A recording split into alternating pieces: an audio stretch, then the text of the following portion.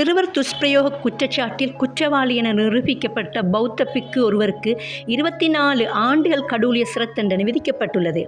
வீட்டு வறுமை காரணமாக சிறந்த கல்வியை பெற்றுக் கொடுக்கும் நோக்கில் கலன் பிந்துனுவெவ பிரதேசத்திலுள்ள விகாரையொன்றில் ஒப்படைக்கப்பட்ட 10 வயது சிறுவனை கடும் பாலியல் துஷ்பிரயத்திற்கு உட்படுத்தியதாக அந்த விகாரையின் விகாராதிபதி மீது குற்றம் சாட்டப்பட்டிருந்தது. எதிர் மனுதாரரான பிக்கு நீதிமன்றத்தில் முன்னிலையாகாது தலைமறைவாகியிருந்த நிலையில் அவர் இல்லாத நிலையிலேயே இந்த வழக்கு விசாரணைக்கு எடுத்துக்கொள்ளப்பட்டது. தற்போது அந்த பிக்குவை கைது செய்வதற்கான பிடியாணை பிறப்பிக்கப்பட்டுள்ளது.